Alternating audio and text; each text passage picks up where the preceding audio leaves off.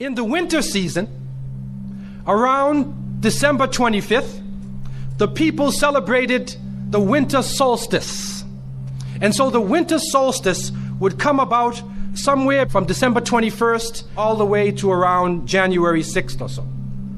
And so the people of the north would celebrate different holidays, have different occasions based upon the winter solstice. In the wintertime, there is a period where there is no light.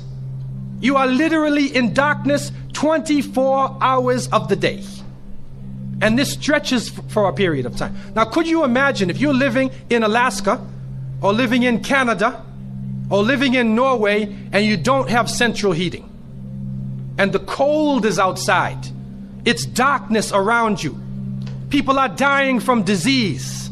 It's a terrible time, and every family would probably lose somebody, or they would know of somebody dying from the cold and disease during that season. This is the winter solstice. And so when the sun starts to come out, the people now are looking at the sun as a life-giving force. And so during that time, a number of ceremonies were held in northern countries. In the far north was the Feast of the 12 Nights, which stretched from December 25th to January 6th. Also in ancient Greece, there was the Bacchanalia, which was held for their god Bacchus, the god of wine and sport and play. The Romans had the Saturnalia for their god Saturn, their main sun god Saturn. And so you find during these times that the people held ceremonies in the north. They would burn bonfires. The light was important, the fire, because the fire represents the light, the life-giving force for those who worship nature.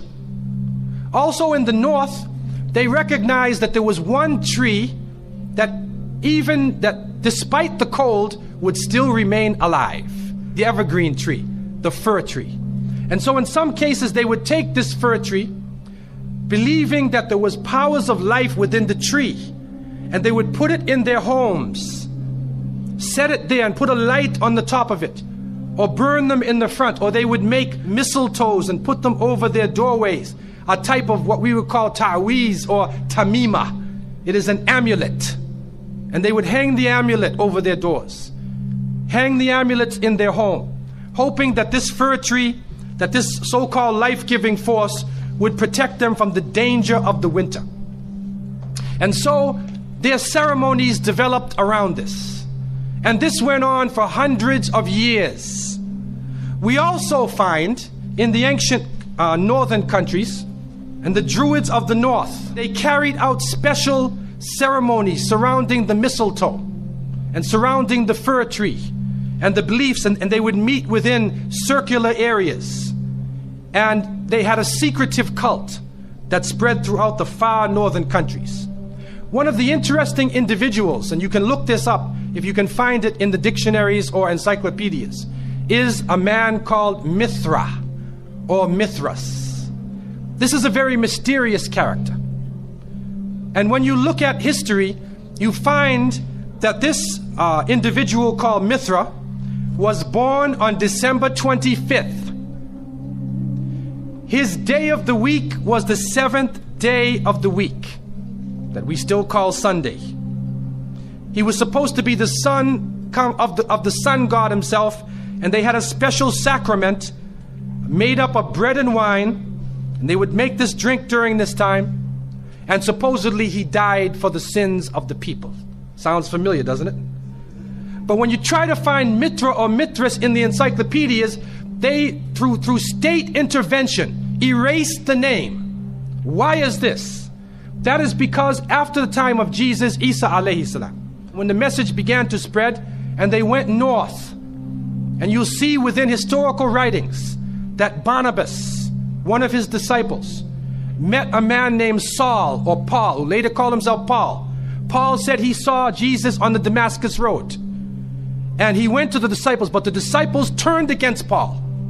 Only Barnabas stayed with him. But when Paul and Barnabas went into Greece, Barnabas left him. Now, what is the reason why they all left him? What are the concepts coming through Paul? Many people say, well, they left him because he was Saul before and he used to torture the early followers of Isa alayhi salam.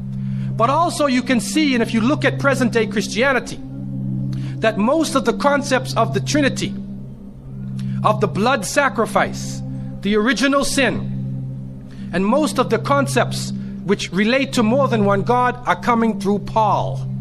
The preachers are quoting Paul sometime more than Jesus during their sermons. And so Barnabas left Paul. And somewhere in the early days, in Rome or Greece, somewhere in that area, those missionaries who were teaching the teachings of Jesus, Isa alayhi salam, met with this force coming from the north. And so you will see in ancient Roman history that in some cases the Roman emperor would go out to the Colosseum and the gladiators would be fighting each other and everybody's cheering for the gladiators. Sounds like one of our football games. They would go to the Colosseum, right? And the gladiators would fight. And then if one of the gladiators was down, and they would look at the emperor, should I kill him or not? And if he wanted to kill him, he would go like that. Right? You know that sign, down. If he said keep him alive, he goes like this. You know how we use it today? Yes. Okay? He gives that sign. Okay? One of the terrible things happening during these rituals at the Colosseum is that they would bring the Christians out, literally men, women, and children, and feed them to hungry animals.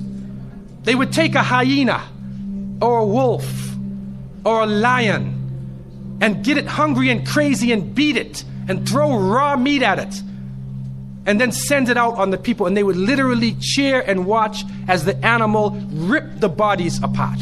This is a terrible culture. Tear the bodies apart. And so somewhere along the line, somebody who couldn't take the torture, who felt that maybe we can win these people over, made a compromise. And you start to see changes going on from the early part of the Christian era in Southern Europe, where the major ceremonies held by the nature worshiping people are combined with Christian names and Christian ceremonies, and therefore what comes forth to us is a mixture with the two streams coming together, where you get a monotheistic name or a monotheistic character with a pagan ceremony. And so the mixture of this together is what is giving us the present day holidays that we see. Number one, we understand that Isa alayhi salam, according to the different reports of the different scholars in many religions, he was not born in the cold weather. History shows us that he was born during the warm weather. Even in the Christian traditions, they have the belief that the shepherds were tending their flocks outside. And in Palestine, you cannot keep your flocks outside. In the wintertime, in the evening, you bring them in because it's cool at night. And so it was the warm weather. It was also the time of the taxes in the north. In the story coming in the Quran, when we see the mention in chapter 19 in verses 24 to 25, and we see the mention of the story of Mary, because it is the belief of the Muslims that Maryam, may Allah be pleased with her, was a virgin, and she had dedicated her life to the worship of one God, prayer and fasting, and by the power of Allah, that the Creator breathed His Spirit into her, and she conceived Jesus. He said, be, and it is. She conceived Jesus, Isa alayhi salam, without a father, without a man. That is a belief of Islam. It is also a belief that when she felt the pain of the pregnancy, that the angel came to her and told her to go outside of the city. She went outside of the city to a remote area, and there she found a palm tree, and she found water. And it was speaking about rutub, janniya. It was speaking about a type of rutub, or a type of dates. And those who know, who have lived in the desert area, know that when the dates become ripe, when you start to see the color of the dates change, because dates are not brown, you know. Dates are originally red and they're yellow, they're other colors, but they turn the brown. It's at the height of the heat that the dates become ripe. And so it's at that time that she gave birth to Isa alayhi salam. So from different points of view, different historical points of view and different religions, we understand that Isa alayhi salam was not born during the winter season. He was born in the warm weather. So who was it that was born in the winter season? What is that? Who is that character now? Let us become detectives and try to find out the answer to this problem. Number one, you have to understand this concept of Saturn, the concept of Bacchus. When they are portrayed by the different artists who drew pictures of them or the sculptures, they're usually portrayed as a heavy-set man with a white beard. And when in the Sistine Chapel, Michelangelo drew his picture, you could see the long flowing beard, and there are actually pictures of this man on a sled being drawn by snakes with wings. Snakes with wings. Snakes do not normally fly. But in this case, the snakes have wings, and the heavy-set man is on his sled being drawn by these flying animals. Sound familiar to you now, doesn't it? He's being drawn by the flying animals. He's performing miracles. He's coming out on December 25th, which is not the birthday of Isa alayhi salam, has nothing to do with Christianity. It is the time of the Bacchanalia and the Saturnalia, and he is representing riotous fun, drunken revelry. And so what happens on Christmas, the Christmas season, especially in America, people today are not even thinking about Isa alayhi salam. They're not even thinking about Jesus. They're looking how they can get drunk. On Christmas, what is going on? In the Caribbean and many parts, if they offer you a Christmas pudding or Christmas pie or Christmas drink, watch out. Because it's probably laced with rum or wine.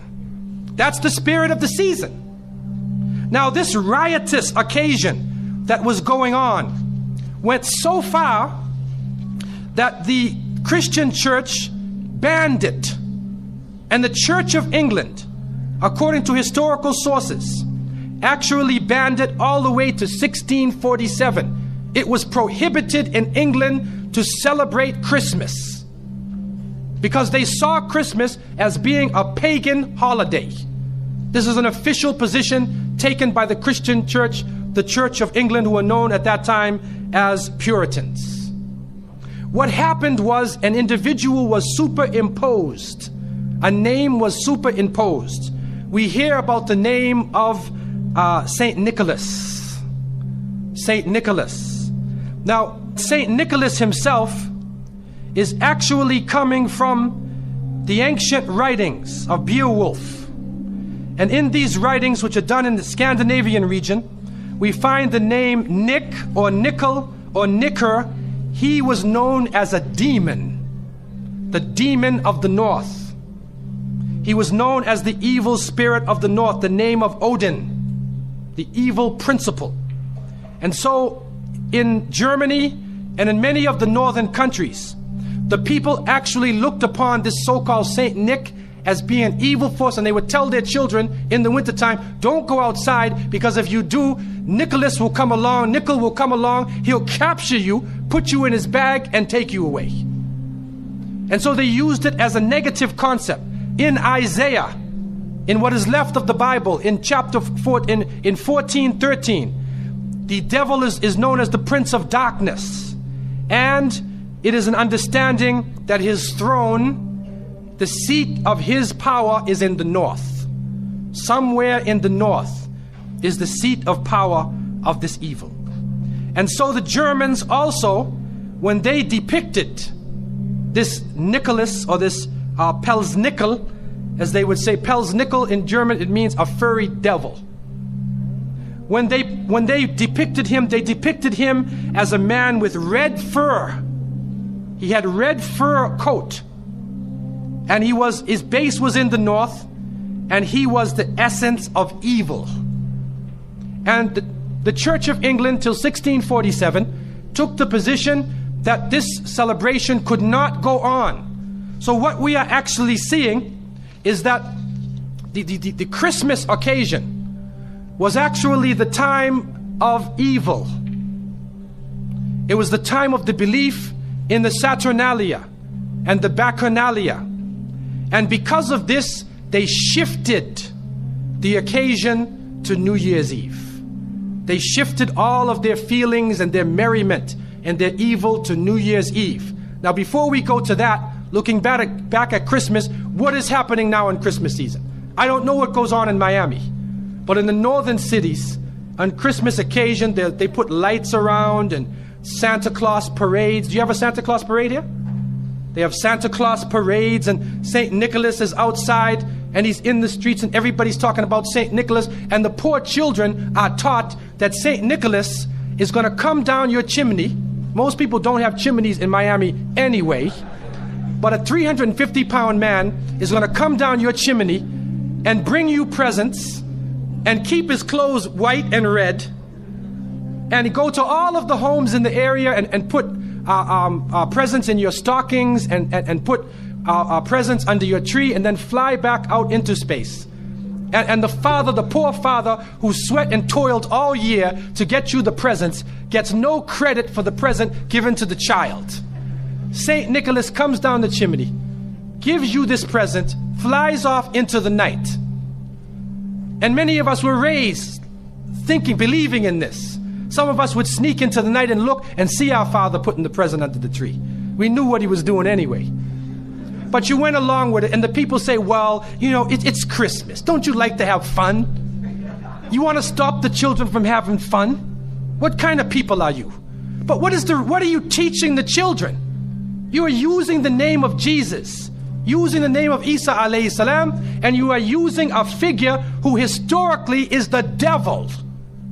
The devil himself, wal-iyadhu billah. They are using his figure, and he has now taken over the Christmas season. Christmas now to most people means materialism. You have to buy presents for your cousins and your friends, and you got to buy about 34 presents. And you find that most American people are in debt for 6 months after Christmas. Now, where is Jesus? You get drunk, you fight, you lose all your money, the stores raise their prices. Isa alayhi salam is described as a very humble person. Most of the time he didn't wear shoes, only 1 or 2 changes of clothing.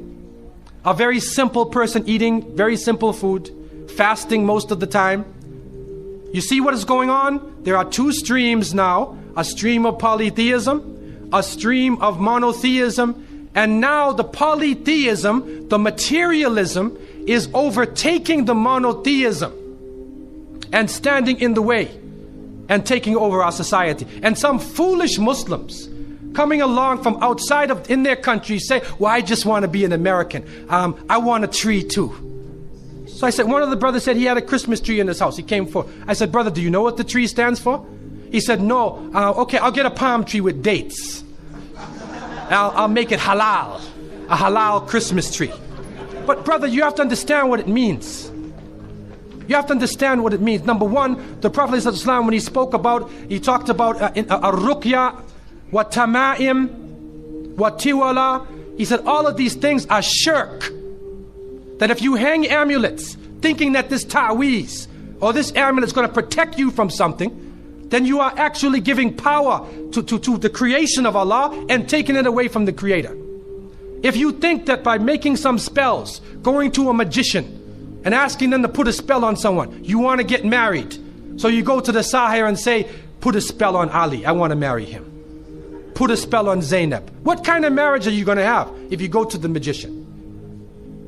And so the Prophet, peace be upon him, named all of these things, the superstitions, the amulets, all of these type of things are the other stream which goes away from monotheism, from the belief in one God, and takes you into another religion.